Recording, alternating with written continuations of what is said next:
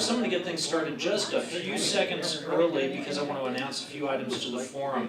First of all, we have Brian Wegener from Tualatin Riverkeepers, and I think he's an amazing speaker. If you were watching OPB last night, he was featured there, and it was just like, hey, I saw you on TV last night.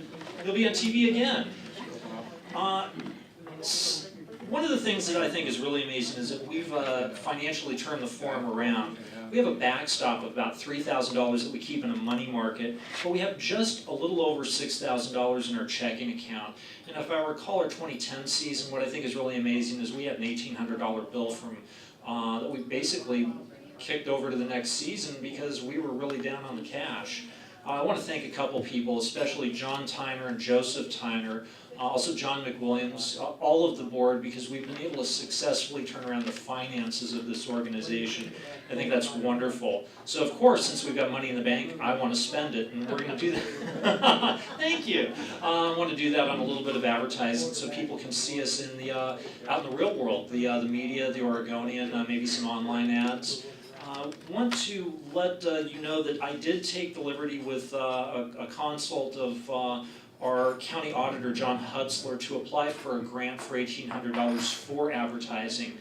In about a week or so, we will see the Cultural Coalition of Washington County announce the grant applicants. And I'm also on the grant review board. Why I wanted to say this publicly is I will recuse myself of reviewing my own grant. But I wanted to get that out in public and let you know that on your behalf, I have asked for some additional money for the forum. I just think that grants are a great way to go, and I would seek that all members of the Washington County Forum, whether regular members or board members, who would like to assist in writing grants, please volunteer. And that's my call to action, that we do have a lot of volunteer opportunities for the Washington County Public Affairs Forum. We do a lot of things behind the scenes, such as message and the media, write press releases. There's a lot of technical work, and even if you're unskilled at that, one of the things I'm doing currently with the amazing Joseph Tyner, as my intern who's waving at you, is if you don't have the skills, we'll help you develop those. Yes. There's a gentleman I don't see in the room quite yet, and his name is Al Falcone. He is assisting us with developing a slate for the next season's forum officers. So if that volunteer work is just pounding on a table and being angry at a board meeting, well, you could be one of our board members and pound on a table and be angry. And that's really all the effort that it takes, and we'd love to have you pound on a table. I also want to extend a thank you to somebody I do see in the room, and that's Mr. Patrick Wheeler.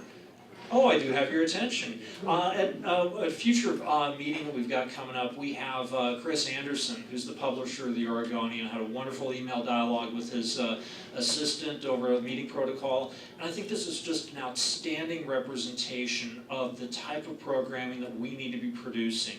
And it was from a recommendation from a forum member where that came from. So Patrick, I'd like to thank you again, because I think that's exactly what we need to be seeing at the podium. So very shortly we'll have Brian come up. I want to also let you know that I had a couple of concerns and complaints from some of the forum members about the length of questions in our Q&A sessions. So if we don't have a huge line of people stacked up, I'm not going to police that too heavily, but it is at the discretion of the president to kind of rein things in. So if that becomes a problem, we'll cut your mic, or we'll just ask you to move away. That being said, I want to let you know that this is a lot of fun for me. Being your president and seeing how this organization has come together and accomplished a lot of things in its longevity since 1956. It's really been an amazing eye-opener for me, and I'm privileged, flattered, just honored to be a part of it, and I want to thank you all for that opportunity. What I'd like to ask you to do next is please put your hands together for Mr. Brian Wegener, our amazing speaker.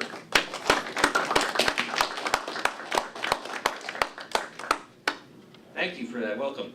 I just want to tell you a little bit about Tualatin Riverkeepers. We are a 501c3 nonprofit organization, and how do I advance this, Eric? I'm going to help you out. That freezes.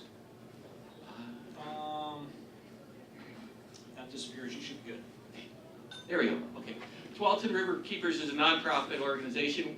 Our mission is to protect and restore the Tualatin River system. And when we talk about the system, we mean everything that's connected to the river, like the streams and the 712 square miles of land that drain into the river. And it's that through those interconnections that we can only have a healthy river.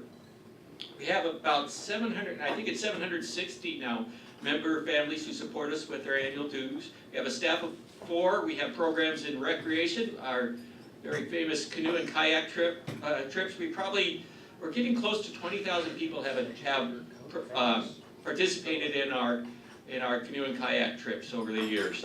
We have an education program that is a summer camp at Dirksen Nature Park in Tigard, and then a field trip program for schools that we serve 1,000 students at. We've done some great restoration projects with Metro on some of their green spaces sites, and then I work in the public policy and advocacy part of the organization.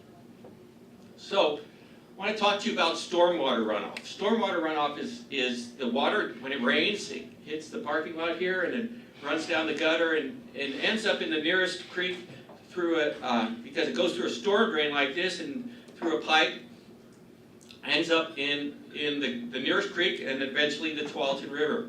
And so it's the biggest source of pollution in the river and these urban creeks. And some of those pollutants that are contained in there are generally the things that drip off cars, whether it be asbestos or copper from the brake linings, or oil and gasoline that drip off, or tire dust.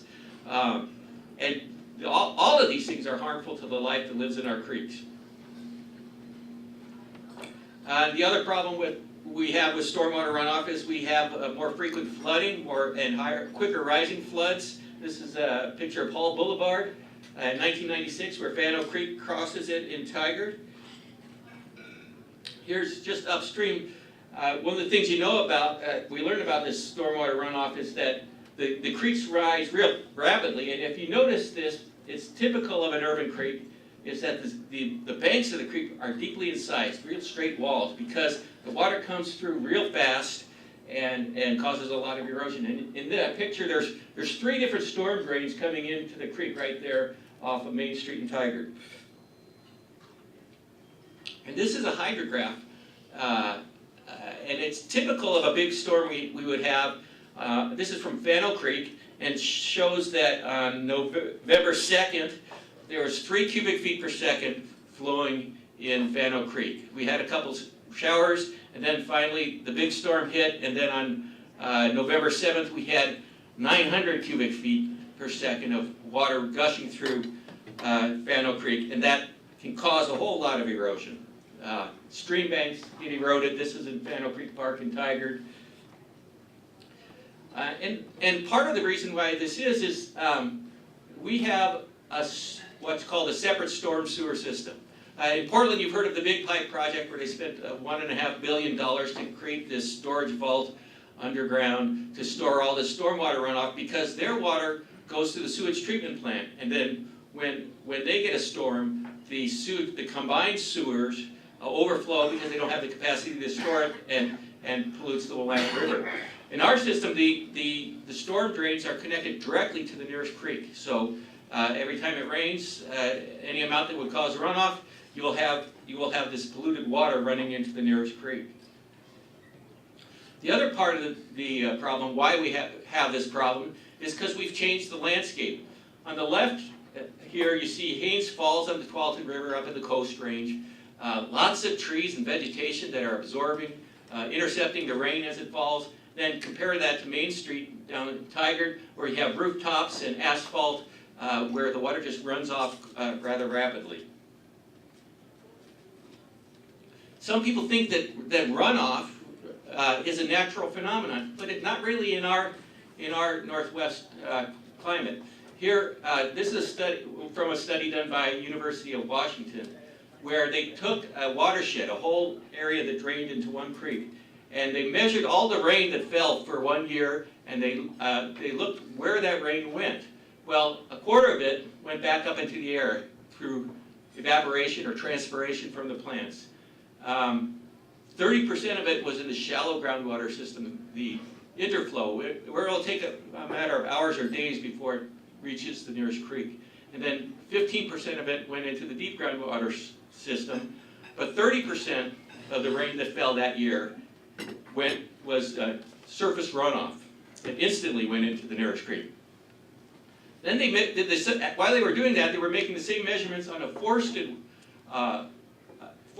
watershed, and the surface runoff there is only 0.3% instead of 30%, a factor of 100 less. Groundwater got a whole lot more, 36.6% instead of just 15%, and then the additional evaporation also from the trees. So what I'm just going to show you here is some aerial photos from the Cedar Mill Creek watershed, illustrating how quickly we can transform that landscape from a forested landscape to an urban landscape.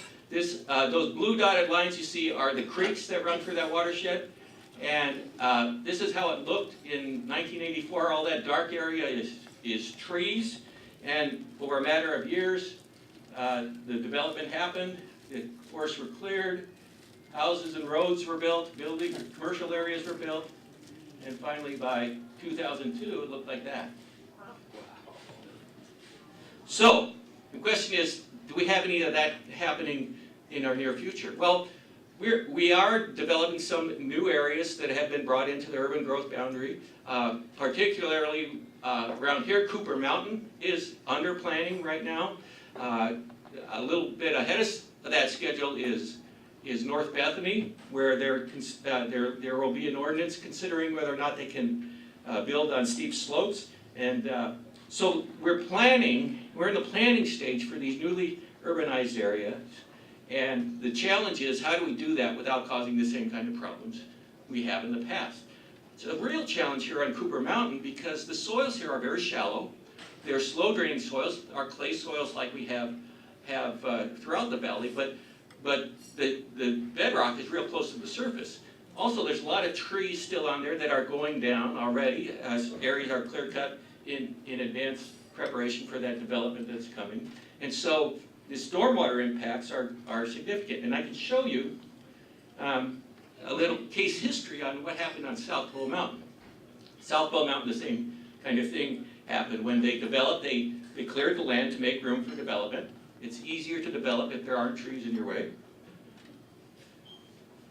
So that takes that natural sponge tree canopy that absorbs that stormwater runoff or intercepts it and replaces it with rooftops and asphalt streets and concrete driveways and sidewalks, which are all connected to storm drains. Now, the downstream impacts of that, people in King City are quite familiar with what has happened since the development of South Bow Mountain.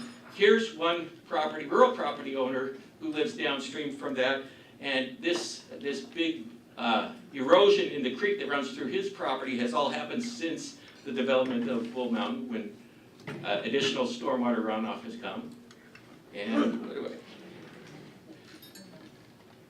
And then, even if you're not developing it with urban development, the agricultural areas, because they clear the trees, they recontour the land, they put in drains to drain the water, underground drains. And so this is an area, that's a Tualatin River at the bottom there. There's a farming operation on the top, and in between there's a nice forested cover. This is right across the river from the National Wildlife Refuge. So in 2009 it looked like this. In 2011, you can see this massive landslide in the middle. And Oregon Department of Agriculture went and looked at that, and they didn't find it. They just found that it was normal farming operations that were contributing to this. And here's what it looks like from a canoe on the river. So significant erosion, landslide caused by runoff from Bull Mountain. Took another pictures of, this is from a residential area on the top of Bull Mountain.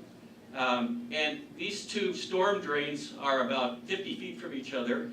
They are connected to this storm sewer manhole, and they flow now. This gully that you see Dr. Whitney standing in is at 10 feet deep at places, which this is just from the runoff from the street at this new development. And this is in a natural area that was acquired with the Metro Green Spaces funds. The remedy for this, to prevent further erosion, was pretty expensive and not that beautiful. You can see there's some large boulders placed in there, and then this big 1-foot diameter storm drain pipe that rushes it, keeps the water from eroding the hill, but then rushes it down to the creek at the bottom of the hill. And once again, this is the Cooper Mountain area that's being planned for urban development. The South Cooper Mountain area is the area that's going to be developed first. The North Cooper Mountain area is pretty well established in large residential lots, and I suspect not much change happening in the near future.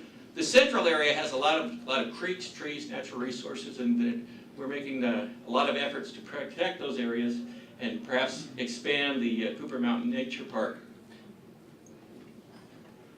So the question is, how do you do this? How do you urbanize an area without causing these stormwater and erosion and pollution problems? Well, first, you avoid building on steep slopes. Water runs faster down the slope than it does on a flat, level ground.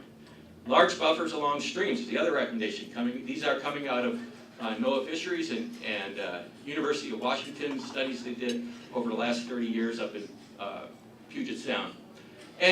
And for Washington County, we have a pretty good program. With Clean Water Services design and construction standards require that you have buffers that protect a creek. Depending on the size and the slope, they're variable, but if it's a big area along the river, maybe up to 200 feet. If it's a small creek or just small wetland that doesn't have a lot of slope, it may be only 15 feet.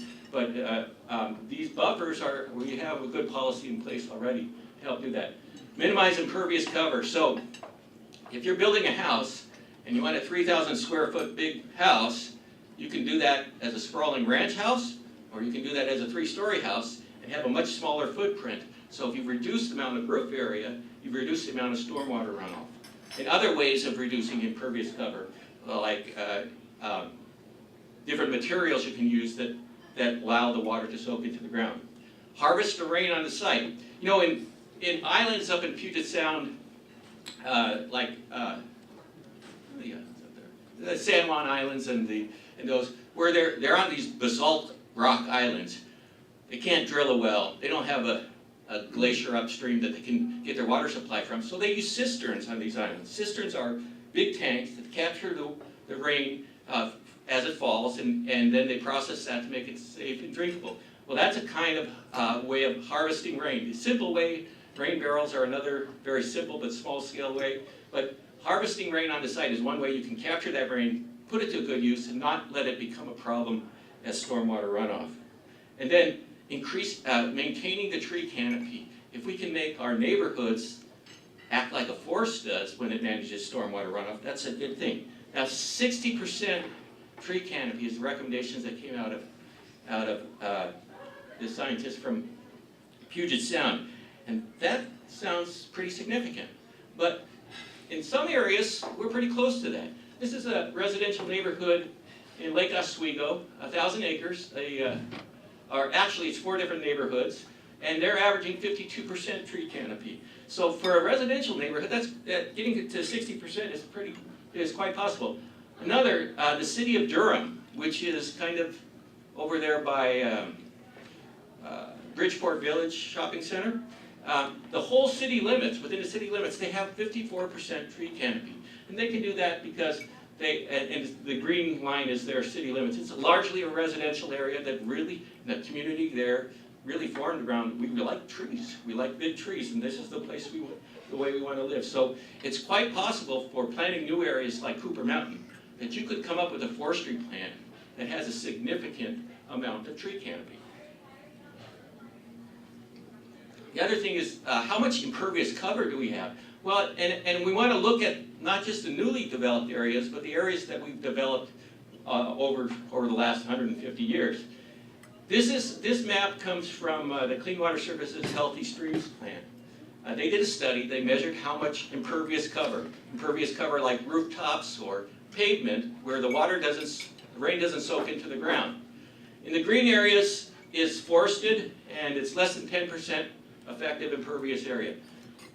The gray areas was was a farmland. They didn't include that in their study, but then the other colorful areas are the urban areas. And it's in like downtown Beaverton, you're over 50% effective impervious cover. So over half the land is covered with something that won't let the rain soak in. And you can see that that pattern tends to run along the transportation system. Along I-5, 217, and Highway 26 is where the densest impervious cover is. So the question is, how can we, in these areas that have been developed over the years at great expense, how can we reduce the runoff from those areas? Well, looking at what that impervious area consists of, this was a study done by United States Geological Survey back in 2007, where they looked at 6 different urban watersheds across the nation, and they found that the impervious cover in those, on average, was 29% buildings, 28% roads, and 25% parking lots. Clean Water Services did a study back in 2000 that kind of looked at the same thing. And the mix is a little bit different there. Clearly buildings were the biggest area, just like in the national study, with almost 8,000 acres of rooftops that are catching stormwater, or rain, catching rain. And then over 5,000 acres of parking lots, and then the roads were just 2,300 acres, sidewalks 1,000 acres. So a little bit different mix. Parking lots is a more significant amount of that impervious cover here in the Tualatin Basin. And the nice thing about Google Earth is you can take pictures of any place in the valley and see what it's covered with. And Washington Square is just one illustration of how much pavement can be in an urban area, and pavement and rooftops that really doesn't allow the rain to soak back into the ground. So, I showed you earlier that study from University of Washington that said urban areas will have 30% runoff. Forested areas have virtually no runoff. So the question is, how in these urban areas can we make them behave more like a forest and reduce their runoff? Can we use trees? And we looked at parking lots because parking lots were such a significant part of the impervious cover in the Tualatin Basin as a potential for making it look like a forest and reducing the stormwater runoff. This is a parking lot at Walmart in South Carolina. You see the Walmart store, but that forested area is parking lot. And so I saw this at a presentation last June, and I was just thoroughly inspired. I said, wow, if Walmart can do the right thing and plant a forest in a parking lot, why can't we all? This is in South Carolina. We grow trees in Oregon much better than they can in South Carolina, I'm sure. So here's how a tree works when it's intercepting rain. Rain falls, it hits the leaves. Some of that evaporates right from the leaves. Some of that is absorbed by the trees, goes through the stem down into the ground. On the ground, all those leaves that fall off the tree creates this spongy mulch stuff that's really good at storing water. Also, the roots of the trees break up the clay soil and allow the water to soak in further. So through all those kind of things, the leaves, the roots, the trunk, and the detritus that falls underneath it, we have a really good stormwater management tool. Now, if we want to put trees in parking lots, it's not always an easy thing. And here's one example why. This was a picture taken after a hurricane somewhere on the East Coast. You can see that under the parking lot, they compact that soil really hard to support all the weight of the cars and trucks and the pavement that goes in the parking lot, so your parking lot doesn't crumble. And it's really hard for tree roots to get through that. So that's one of the problems we have, is that in parking lots, it's really hard for tree roots to get through compacted soil that is needed to support the weight of the cars and trucks that go on it. Another problem is, if you have enough trees in a parking lot to give you a complete canopy to intercept all the rain, there may not be any place to park then. So this is one extreme example of how that might look. So those are a couple of the issues we're dealing with. And then Sometimes the best laid plans don't work out as well. Sacramento, they were more interested in the cooling effects of trees than they were in stormwater, but stormwater is a benefit. And so they required, back in 1983, that all new parking lots be planned so that they have 50% shade coverage from trees within 10 years. And so when they went back 10 years later to see how results were, the average parking lot shade was 22%, not 50% stipulated by ordinance. So just because you make an ordinance that says you have to have tree coverage in parking lots doesn't mean it's really going to happen. I also talked with one of the researchers on this story, on this study, and she said, well, the average was really not good. There were quite a few of the parking lots that really did achieve that 50% shade requirement, so it really is possible. And this is another example, street trees where, trees don't thrive in a place where there's no place to get their water, to let their roots grow. And I think this is down in South America someplace, but a tree that's really struggling to grow in an urban environment. So what trees need is a lot of volume for soil. Big trees need more volume of soil. And here's an illustration that kind of says that. A tree with a 10-foot crown requires 100 cubic feet of soil. A tree with a 20-foot crown requires 500 cubic feet of soil. And a tree with 30-foot crown requires 1,000 cubic feet of soil. Now, here's a local example. If you know, next to I-5, over in Tigard area is Sequoia Parkway, where there's a business park. And Home Depot's over there, is the big anchor tenant there. The city forester in Tigard did this study where he went out and, because he knew when all these trees were planted, and he knew how much soil was on. So these two trees that are illustrated here, the one up front, they're the same species of tree, same variety of tree, had only 450 cubic feet of soil for their tree roots, while the one with the trunk that's twice as thick had 2,000 cubic feet of soil. So based upon this study, the city of Tigard adopted standards last year where the minimum in their tree code, when you plant a tree, the required landscaping is you have to also, in a parking lot, you have to have 1,000 cubic feet of soil provided with that to make sure these trees will survive well. So, I spoke about the challenges of having a parking lot where you compacted soil, and one of the things that the parking lot owners do, they'd be happy to provide 10,000 cubic feet of soil for the trees if they didn't lose any parking spaces. So we want to look at a way that you can plant these trees in a way that they will thrive, but they don't take up so much space that they're losing these valuable parking spaces. And so Cornell University did some pioneering research starting about 15 years ago on what's called structural soil.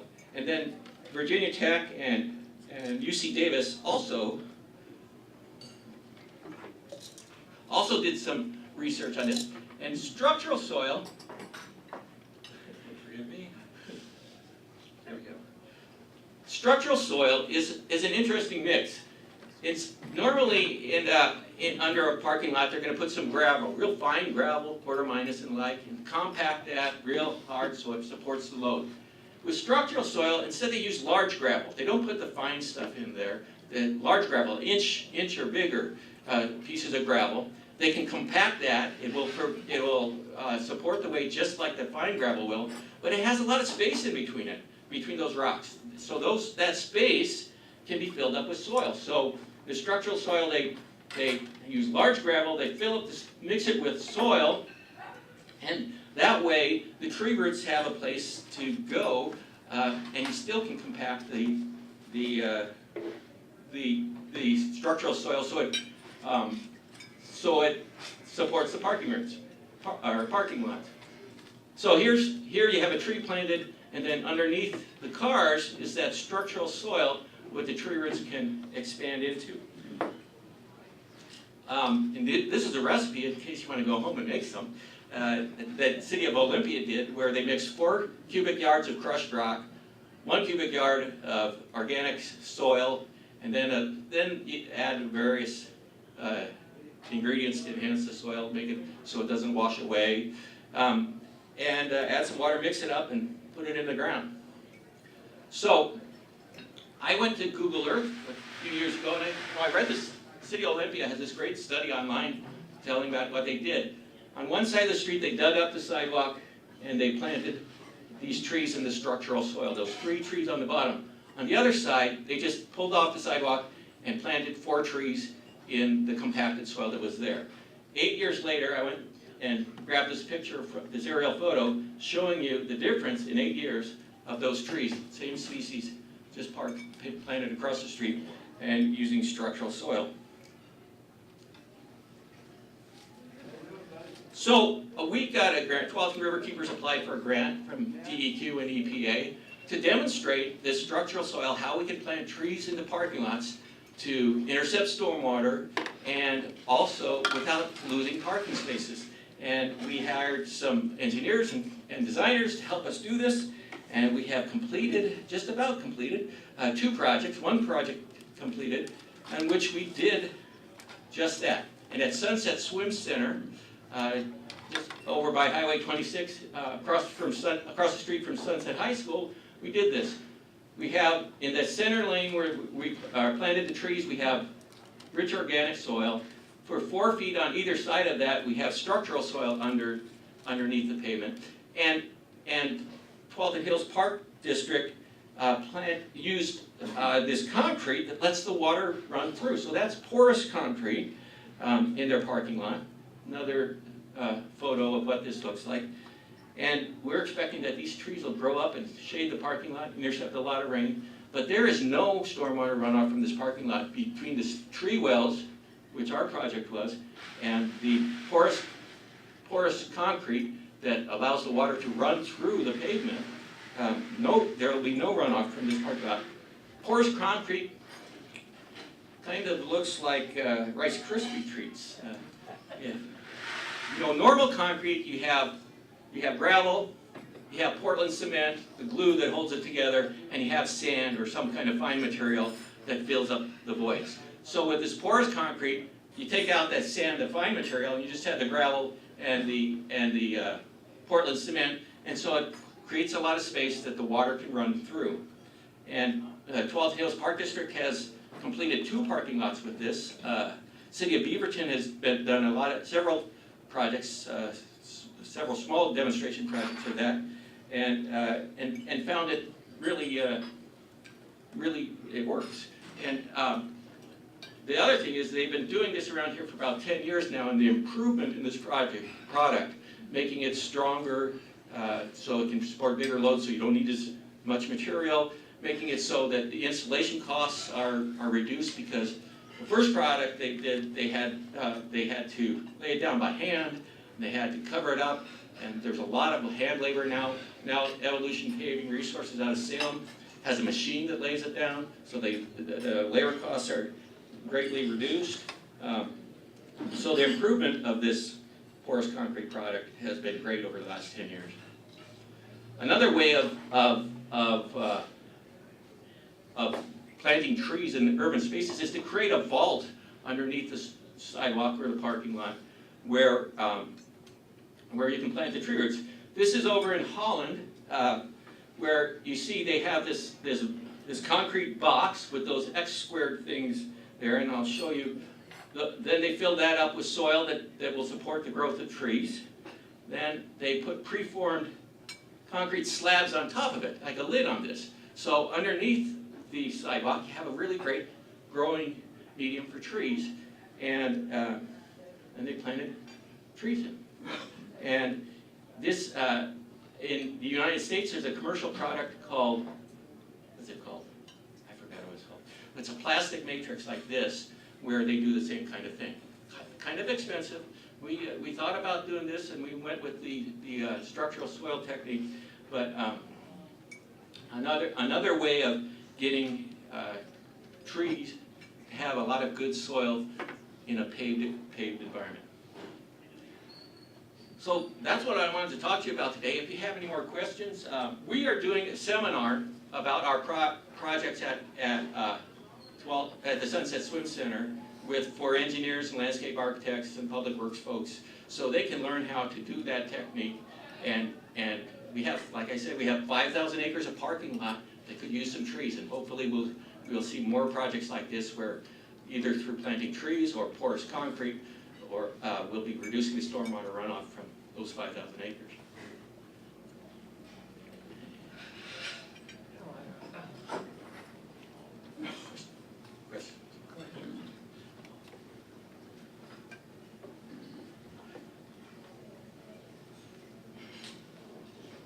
I think John put in a forum member.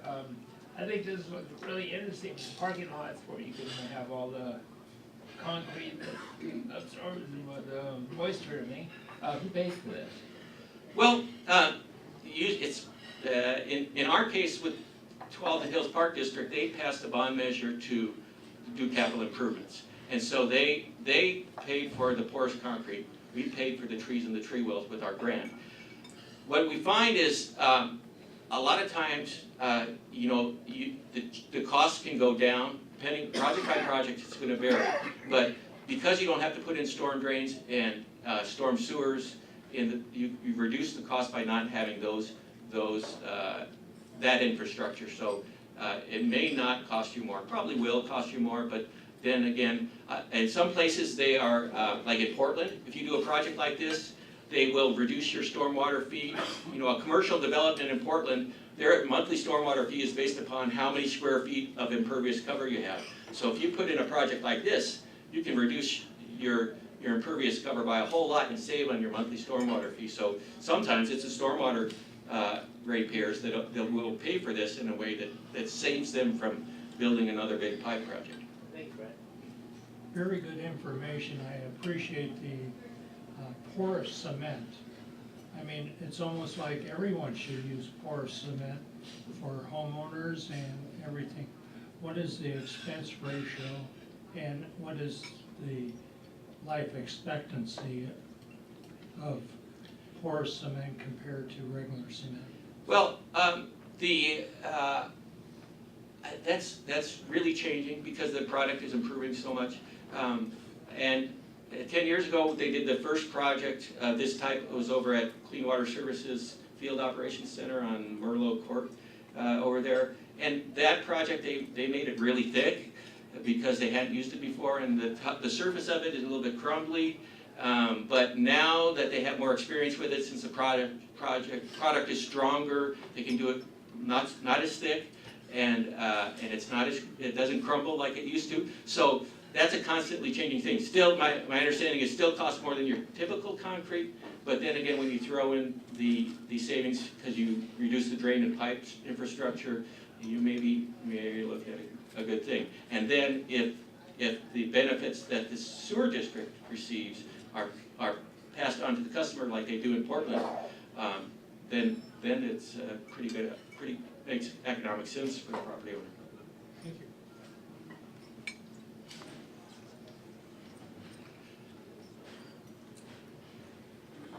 Bill Kroger, forum member, thanks for coming in.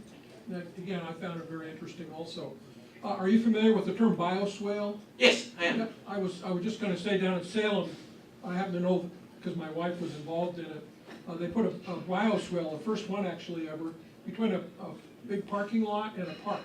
And there was a creek running through it, and it was just about a 6-foot buffer with bushes and plants and things that they put in there, and it was amazing. It just stopped almost the runoff, all of it from the parking lot. So I was wondering if we had any bioswale kind of things here. We have lots of bioswales here. In fact, typically with new development around here, you will see a bioswale.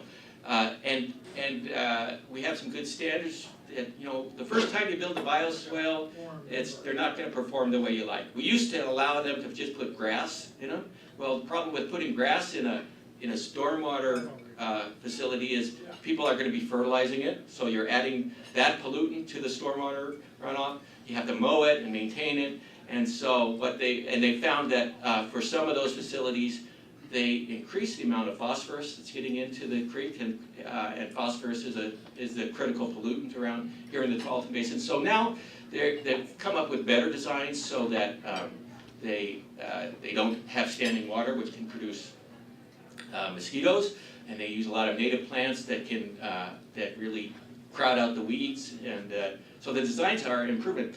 The challenge for parking lot owners is that, and one of the reasons why we went with a structural soil instead of a bioswale is because bioswales take up land.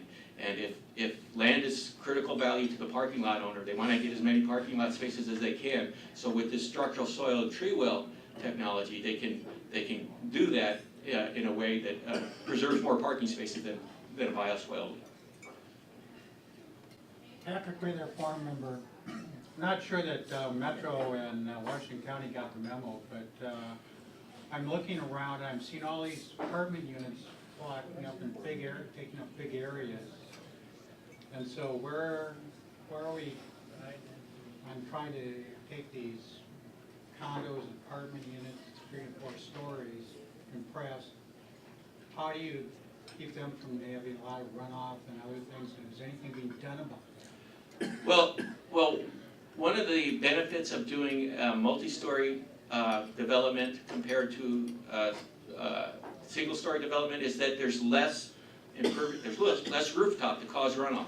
So one of the techniques they're using in these kind of developments is cluster development, where they put the townhouses or the apartments really close together, and then they have a lot of landscaping that they can put bioswales or trees to absorb the stormwater runoff. So the trade-offs in those kind of things is that you reduce the impervious footprint, the amount of surface that's causing runoff, and then you can move them closer together so you can have larger spaces that can handle the stormwater that falls on the ground. Hi, Brian. Marilyn McWilliams, forum member. I wanted to ask, it seems to be the trend now to put these really skinny columnar trees along the roadways now. And I'm just wondering how they compare with the more native trees that are more spreading and so on in terms of oxygen production and using, and storing water and providing homes for birds and wildlife. Well, I have a lot of friends who are arborists, and the reason they put in skinny columnar trees along the streets is to avoid what they call truck pruning, when a truck comes by and prunes the tree for them. So one of the challenges that there's a lot of challenges in selecting a tree in an urban paved landscape, because the parking lot's asphalt parking lot is going to be hotter than a concrete parking lot. And so not all trees can handle that heat. And if there's traffic coming through, you don't want to block the sight of the traffic. So some of that can be done with the selection of what kind of tree you put in. Some of that you do with pruning. With stormwater runoff, there are several studies here, and I don't know if we have our rainfall is typically in the spring, winter, fall, and the summer is really dry.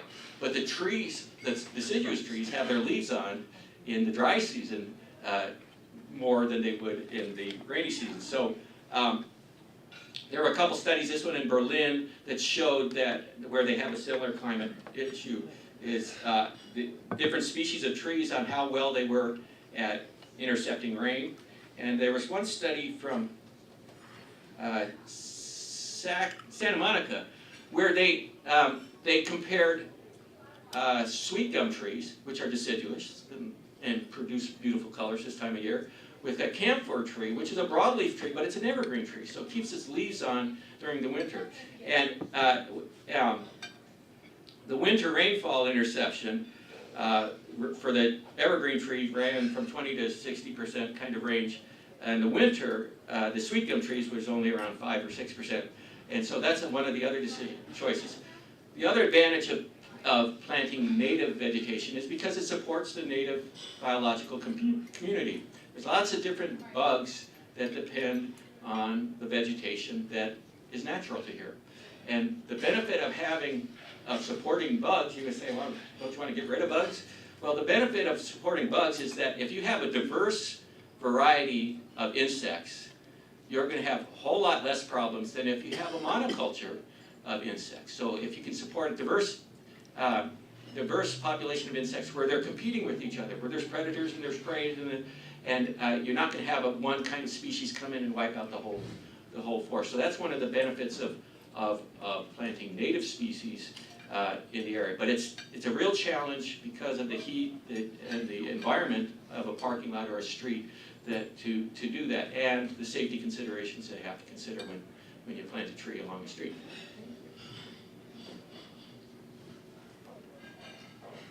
I'm Barbara Wilson, a forum member. I have a question that you may not be able to answer, but it's been on my mind for a long, long time, and I don't know who to ask. When I use cleaning products, for example, I'm thinking specifically of silver cream for silver stuff, but also floor cleaner and laundry soap, and I pour that down the sanitary sewer, and it goes off to the treatment plant. Is the treatment plant able to settle out that stuff before it goes in the river? Yeah, we have some of the best wastewater treatment plants in the world with clean water services. So I think what you pour down the drain is a little bit less of a concern. There are certain things that can cause problems, and every once in a while you hear of an industrial spill down the sewer that killed all the bacteria at the sewage treatment plant that's supposed to be digesting all this stuff. So they have limits, particularly for industrial customers, of what you can put down the drain. Restaurants, they don't want you putting grease down the drain because that plugs up the sewers, but most of your household pollutants, it's pretty good at removing those things before it gets to the river. In fact, there's fewer pollutants in the effluent from the sewage treatment plant than there is in the river itself. The only issue is that it's a little bit warmer than the river water, so they have ways of dealing with that temperature impact. You know, a few years ago, the state of Oregon passed a regulation that said in urban areas you can't use dishwasher detergent that has phosphorus in it, high phosphorus detergent. And that's because phosphorus really causes algae blooms. It's like fertilizer, and when that fertilizer gets in the water, it causes the algae to bloom and grow really fast, and that produces a lot of oxygen while it's growing. But some of those algae are toxic, produce toxins, and then when the algae finishes growing, and usually some hot summer day when all that algae dies at one time, then when it decays, it consumes oxygen, and you can have fish kills because there's no oxygen left in the water because of the decaying algae. And we had an issue out at Wapato Lake a few years ago, 2008, where the algae bloom was killing fish and frogs.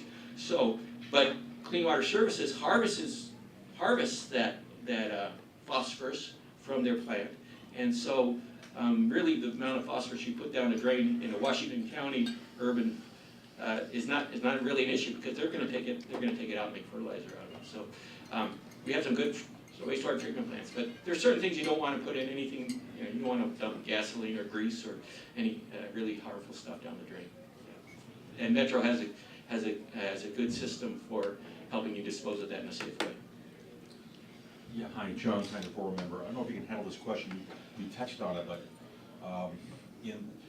10 years ago, I was driving through California and I heard a mayor for Arizona talking about the extraordinary heat buildup that was occurring in the Arizona cities, Phoenix, Lake Havasu, and Tucson, and it's so prohibitive that people were leaving because of the incredible heat things. And then I saw an article that indicated they're putting trees in there, not just to soak up the heat, but also when it rains, it scours the banks because it rains all at once. They put in the metal, they put in the concrete things that goes down, just has incredible velocity. People drown. Then you see rescue operations in their things.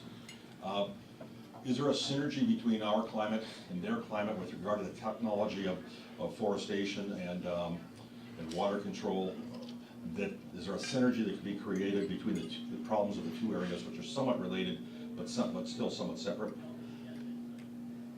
Ours and theirs? Yeah, well, in urban areas, no matter where you are, you're going to have the heat island effect. So planting trees is one way of dealing with that.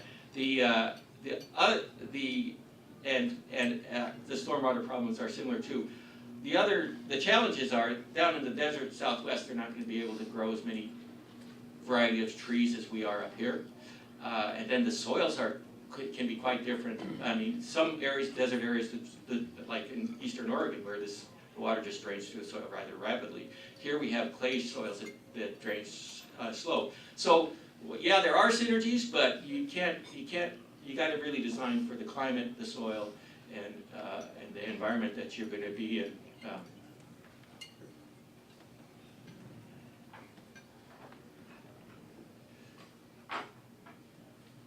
Rod Bonnell, forum member. We live in a rural area that's being urbanized, and our neighbor's 5-acre pasture across the street has recently been developed into a housing development with 10 homes and a street down the middle of it. And on the downhill corner, they've installed what they call a swale.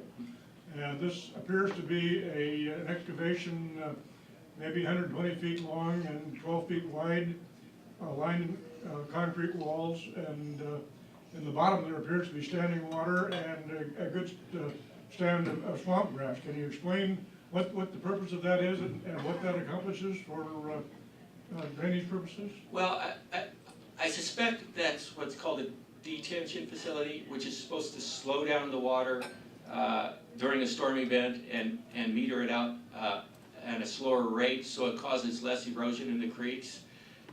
There are engineers who really don't believe in detention because you may slow it down.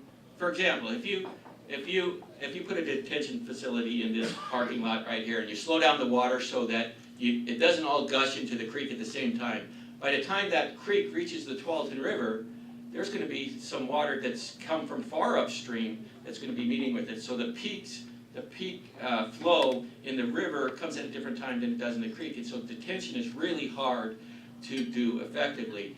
And so what EPA and DEQ are encouraging new stormwater regulation is to not detain but retain water. That means soak it into the ground, harvest it for a beneficial use, or get it evaporated back in the air rather than just slowing it down as it goes down the pipe to the creek. Chris Leslie, forum member. The idea of trees, my neighbors are having problems with pine trees, the needles and everything.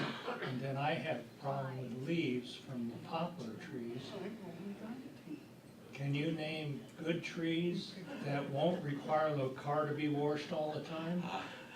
You know, we had a pine tree that was sick, that was dropping sap on our cars, and finally my wife, after years of complaining about it, we got it taken out. So trees, you know, any kind of solution has its costs and benefits. And a certified arborist are the kind of folks that really are the expertise for putting the right tree in the right place. And that's who I would consult with if you're having a tree that's a problem, what kind of tree you might want to replace it with, or prune it in a different way, or fix it that way. But certified arborists are. But for the city to do it, or the county? Oh, and for so this what kind of trees do you recommend for your parking lots? lots? The city, I work with Tigard on their new tree ordinance. They have a list of approved trees that are good for street trees, and you can go on the website or go down to City Hall and get that list. And so they have trees that they will recommend that are better than others for those kind of problems. And also, if you can talk to the city forester and they can describe your area, what they can probably give you a better idea of what specifically would work right for your situation. Probably a sap tree.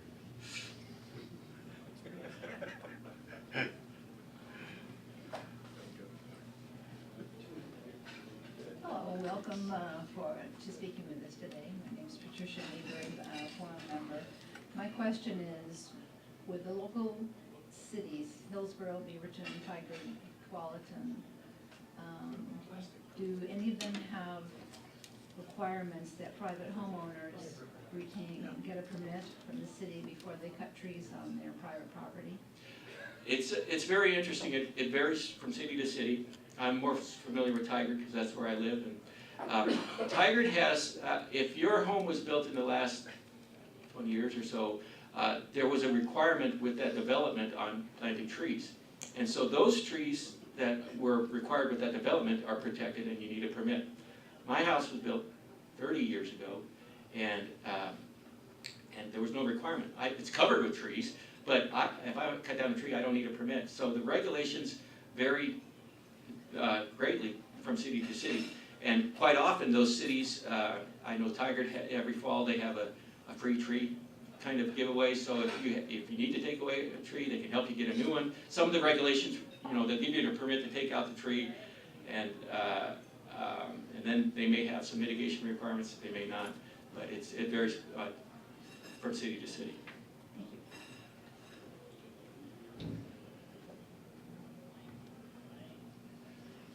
Well, thank you very much for the invitation. You had great questions, and I got one more. oh, Eric's got one more. Okay. Eric Squires, forum member. A lot of the advocacy is behavior-based, whether or not it's a developer or a citizen to do or not do something.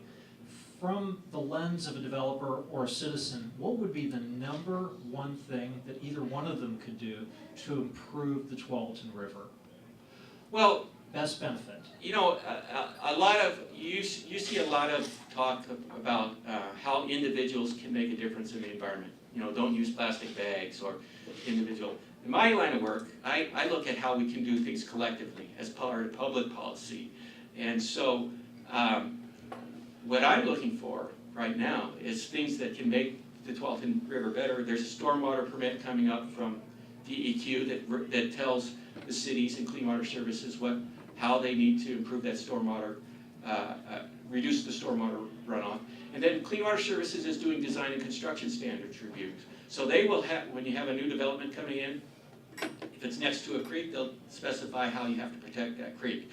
If you're creating a parking lot or a rooftop, they'll talk to you about how you can reduce the amount of stormwater runoff that comes through that. So I think the number one thing a citizen can do is get involved in those issues like the design and construction standards, where you can make a bigger impact than just an individual effort. We can make a collective effort as a community for improving conditions for our creeks in the Tualatin River.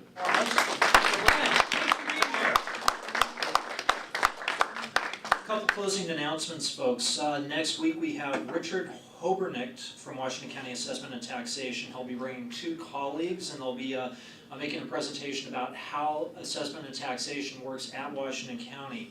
October 30th, we have State Treasurer Ted Wheeler. For our two upcoming statewide elected forum programs, I would recommend that you arrive early. I think that we may be coming close to capacity for the seating. In November, we will have Ellen Rosenblum, our Attorney General. That's another amazing booking. I want to thank John Williams for his outstanding work with the program committee. And then the last one on the agenda was previously announced, and that is Chris Anderson, who's the publisher of the Oregonian, and already behind the scenes, the chatter, the emails, the phone calls are starting to say, hey, that's a really good program. And I think that with the dynamic nature of the press and that organization, I'm just amazed. I'm really looking forward to it. That being said, I'm going to adjourn today's program. Thanks for being here. We'll see you next week.